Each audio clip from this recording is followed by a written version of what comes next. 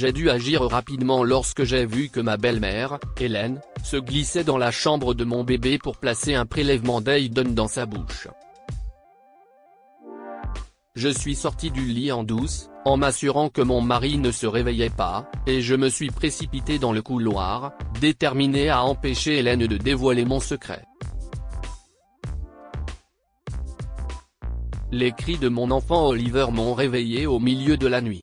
J'ai vérifié le babyphone, qui clignotait rapidement, et j'ai vu Hélène, ma belle-mère, se pencher sur son berceau avec quelque chose dans la main. Mais ce n'était pas un biberon ou une tétine. Mon cœur s'est emballé, c'était un coton-tige, comme ceux utilisés pour les échantillons d'Aiden. Une fois que mon brouillard de sommeil s'est dissipé, j'ai immédiatement compris ce qu'elle voulait faire. Elle était sur le point de découvrir notre secret soigneusement caché. Je me suis précipité dans la chambre de notre bébé, sans me soucier de mon affreux pyjama. « Qu'est-ce ce que tu fais ?»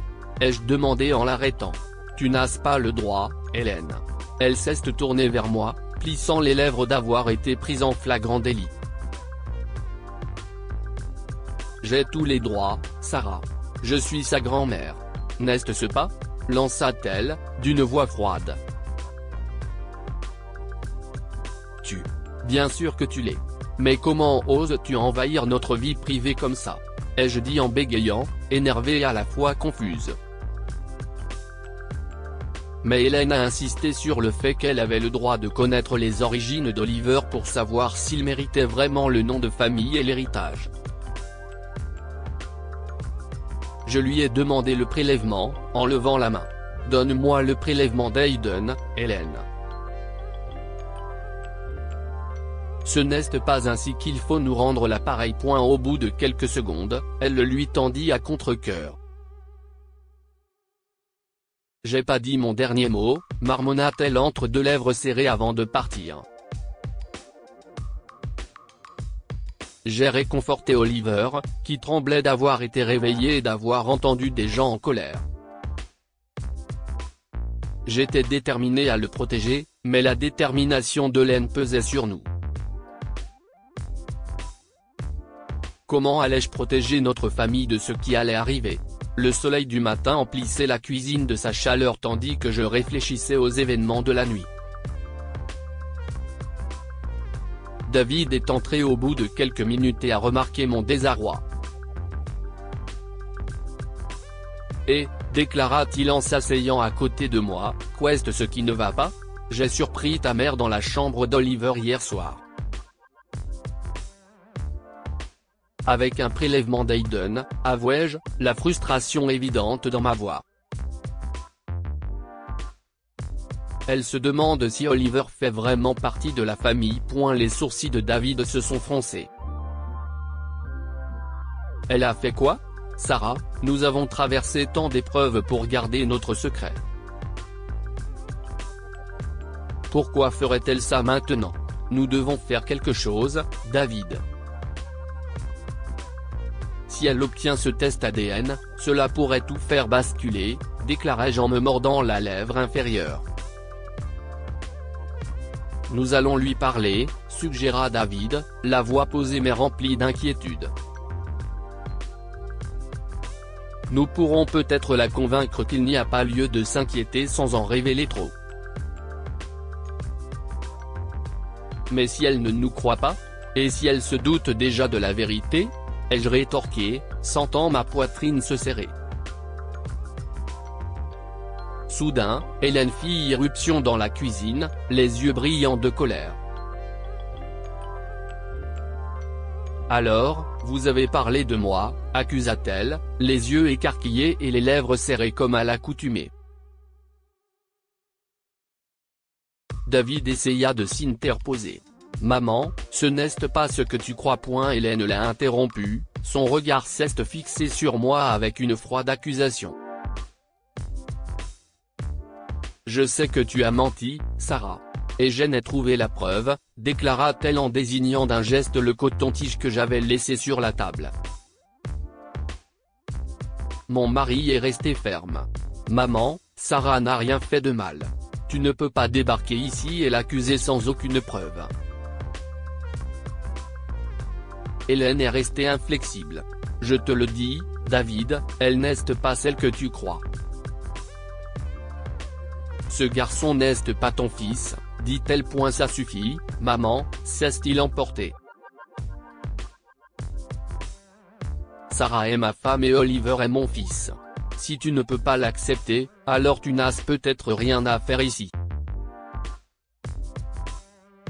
Je ne pouvais plus.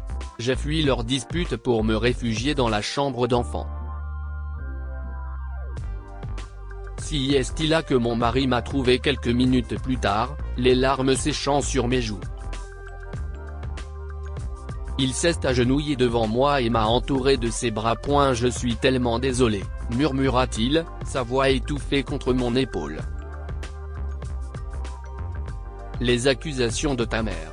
Je n'ai pas pu le supporter, ai-je réussi à dire entre deux reniflements. David me caressa les cheveux. Ne t'inquiète pas, je lui ai dit de trouver un autre endroit où s'installer. Malgré le soulagement, le départ d'Hélène me mettait mal à l'aise. Si est ta mère, David. Nous devrions l'aider, ai-je déclaré faiblement. David m'a embrassé le front. Personne n'a le droit de te manquer de respect, pas même ma mère. J'ai souri et mon ventre s'est réchauffé. Mais après son départ pour le travail, la panique s'est installée, j'avais oublié le coton-tige sur la table de la cuisine. En y retournant précipitamment, j'ai constaté qu'il n'y était plus. Le lendemain matin, au cours d'un petit déjeuner tendu, David et moi avons décidé de révéler une partie de notre vérité à Hélène. Nous avons eu du mal à fonder une famille, commença David en me serrant la main pour me soutenir. Nous avons suivi des traitements, sans succès. Puis nous avons fait une fausse couche, ai-je ajouté, la voix brisée. Hélène a eu l'air choquée. Je ne savais pas que c'était si grave. Pourquoi ne me l'as-tu pas dit, David? Elle a ensuite parlé d'un médecin spécialiste de la fertilité qu'elle connaissait à New York. Mais David a dit que nous en avions vu un, ce qui a conduit à l'arrivée d'Oliver. Ce n'était pas tout à fait la vérité, mais nous ne voulions pas lui en dire plus. Le visage d'Hélène montrait encore de la confusion et un peu de méfiance, mais la voix de David était inébranlable. Oliver est mon fils, maman. Tu dois l'accepter. Sa position s'est adoucie, mais je savais qu'elle n'était pas entièrement convaincue, surtout à cause des mots qu'elle a prononcés ensuite. Ce n'est pas avec Oliver que j'ai un problème, a-t-elle affirmé avant de s'excuser en mentionnant un rendez-vous avec un agent immobilier. David et moi nous sommes retrouvés à réfléchir à notre décision. Avons-nous fait le bon choix ? Ai-je demandé, cherchant à me rassurer dans son regard. Il a haussé les épaules. Je ne sais pas, Sarah, mais si est fait. Nous ne pouvons qu'espérer que cela a suffi à la dissuader. Et le prélèvement d'Aiden ? Hélène l'a pris. Si elle le teste. Je me suis interrompu, la peur me serrant la poitrine. David m'a embrassé la joue d'un air rassurant. Elle a aussi besoin de mon ADN, et elle ne l'aura pas. Et si nous profitions d'un peu de temps seul maintenant ? Sa suggestion m'a remonté le moral momentanément jusqu'à ce que le cri d'Oliver vienne couper court à nos projets. Je vais aller le voir, sourit David en se dirigeant vers la chambre d'enfant. Quelques heures plus tard, Hélène entra en trombe dans le salon, brandissant une enveloppe. Les résultats de l'Aiden sont là, annonça-t-elle. David et moi l'avons regardé avec horreur l'ouvrir et lire le document. Nous n'avons même pas eu le temps de nous demander quand et comment elle avait obtenu l'Aiden de mon mari, car ses yeux ont parcouru les résultats. Son visage a immédiatement changé. Oliver est le demi-frère de David, accusa-t-elle, la voix pleine de mépris. Espèce d'ordure. Tu as couché avec mon mari. Hélène s'est approchée de moi, les mains levées comme pour m'attraper les cheveux. Je n'aille pas coucher avec lui, ai-je protesté, esquivant son attaque. Si est une erreur. Hélène continua sa tirade, convaincue de ma trahison, mais David intervint. Maman, arrête. Sarah n'a pas fait ça, m'a-t-il défendu. Elle ne voulait pas abandonner. Si est la seule façon d'obtenir ce résultat. Oliver est adopté, déclara David. Elle s'est arrêtée momentanément, la bouche béante. Biologiquement parlant, Oliver ne devrait être lié à aucun d'entre nous, ai-je ajouté en posant une main sur l'épaule de David et en le regardant dans les yeux. Comment est-ce possible? Le test doit être erroné, suggéra mon mari, mais Hélène secoua la tête. Elle nous a dit qu'elle l'avait envoyé au meilleur endroit du pays. Ses yeux se sont à nouveau portés sur les résultats avant qu'elle ne remette en question notre décision d'adopter en secret et la raison pour laquelle nous ne lui avions pas dit la vérité l'autre jour. Nous lui avons expliqué que nous avions peur qu'elle nous rejette. Au bout d'un moment, elle s'est excusée, mais semblait toujours ébranlée. J'ai décidé de donner à mon mari et à sa mère un peu d'espace pour se réconcilier. Je vais sortir Oliver, ai-je proposé. Alors que je m'apprêtais à partir, David et moi avons échangé un petit baiser, incertains de la manière dont nous allions gérer les révélations sur l'Aiden d'Oliver. Nous trouverons une solution. Sa filiation ne nous a jamais importé auparavant, chérie, lui ai-je assuré en partant. Mais j'avais déjà réfléchi à ce qu'il fallait faire pendant que Hélène était encore en train de traiter l'information.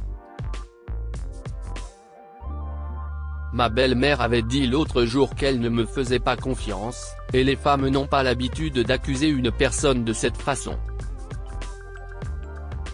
À moins qu'elle ne soit déjà méfiante. À la porte de mon beau-père, tenant Oliver dans sa poussette, j'ai attendu qu'il réponde. Cameron était surpris de me voir avec le bébé mais sans David. Sarah? Et Oliver aussi. Qu'est-ce ce qui vous amène? Demanda-t-il. J'ai besoin de parler, mais pas de baseball cette fois-ci, ai-je déclaré en entrant.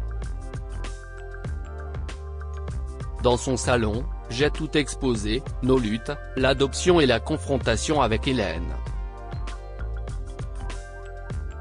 Elle a fait un test ADN, ai-je expliqué. Les résultats. Cameron, ils indiquent que vous êtes le père d'Oliver. Cameron était choqué. Son visage est passé par de nombreuses émotions en une minute, mais il n'a jamais nié. J'ai quand même attendu qu'il parle. Il y avait une femme, avoua-t-il enfin. Je l'ai payé pour qu'elle se débarrasse du bébé. J'ai été surprise. Alors, si est-ce vrai? Ai-je insisté. Cameron acquiesça, les remords étant évidents. Sarah, je ne savais pas qu'elle avait gardé le bébé, marmonna-t-il. Je ne sais pas comment arranger les choses pour notre famille. En quittant la maison de mon beau-père, j'ai cherché du réconfort dans le parc, contemplant nos prochaines étapes. Où allons-nous maintenant? Me suis-je demandé à haute voix, en regardant Oliver jouer. Je ne voulais pas que les actions passées de Cameron jettent à jamais un voile sombre sur notre famille. Malheureusement, la normalité du parc n'offrait aucune réponse. Devais-je partager sa confession avec David et Hélène? La vérité, aussi douloureuse soit-elle, pourrait-elle ouvrir la voie à la guérison ou ne ferait-elle qu'aggraver les blessures? Au coucher du soleil, j'ai compris que l'honnêteté était la seule façon d'avancer, malgré les risques. Les fondations de notre famille devaient être bâties sur la vérité, même si elle était difficile à affronter. David était assis dans le salon, silencieux et contemplatif dans la lumière déclinante lorsque je suis entré dans notre maison. « Chérie », déclarai-je en essayant de stabiliser ma voix, « j'ai parlé à ton père aujourd'hui. Il m'a expliqué tout ce qu'il y avait à dire au sujet d'Oliver. » Il a levé les yeux, le visage troublé. « Donc, Oliver est bien mon demi-frère, m'a-t-il dit. Qu'est-ce ce qu'on fait maintenant ?» J'ai raconté la confession de Cameron, en regardant David absorber chaque détail. « Si est-il toujours notre fils ?» lui ai-je rappelé en m'asseyant à côté de lui et en posant une main sur son genou. Mais David s'est levé et a commencé à faire les 100 pas. Cela change tout. Mais tu as raison. Si est-il toujours le fils que j'aime. Il s'est arrêté et m'a fait face. Nous ne pouvons pas changer ce qui s'est passé, mais nous pouvons choisir comment aller de l'avant. Il faut en parler à Hélène, ai-je prévenu. David acquiesça d'un hochement de tête, mais je vis qu'il avait un mouvement de recul. Lorsque Hélène nous a rejoints, sa posture était tendue. « Qu'avez-vous à me dire ?» demanda-t-elle. David me fit signe de parler. « Je suis allé voir Cameron, commençai-je. Il a été honnête sur tout. Oliver est son fils. » La posture tendue de Hélène s'est relâchée, comme si je n'avais fait que confirmer ce qu'elle savait déjà. Ses épaules se sont affaissées et ses yeux se sont remplis de larmes. Les mots qu'elle prononça ensuite me surprirent. « Je suis désolée, Sarah, » déclara-t-elle. « J'ai été terrible avec toi et notre famille. Mes actions et mes soupçons nous ont tout blessés. » David et moi avons partagé un regard incrédule. C'était une nouvelle facette d'elle. « Nous commettons tous des erreurs, Hélène, ai-je déclaré. Mais nous faisons de notre mieux. Nous apprenons aussi à accepter les choses et à aller de l'avant. » Hélène s'est mise à pleurer. Je me suis agenouillé devant elle, lui tendant une main de réconciliation. Pouvons-nous aller de l'avant et devenir une famille qui se soutient et fait la fête ensemble ? Son faible sourire a offert une lueur d'espoir. « Cela semble merveilleux, Sarah, » a-t-elle déclaré en reniflant. « Mais j'espère que vous pouvez aussi m'aider à trouver un avocat pour le divorce ?» J'ai ri. C'était sa décision, mais je savais que même si Cameron et elle n'y parvenaient pas, elle continuerait à aimer Oliver comme son petit-fils, maintenant et pour toujours. Si est ce qui devait arriver. Dites-nous ce que vous pensez de cette histoire et partagez-la avec vos amis. Elle pourrait les inspirer et illuminer leur journée.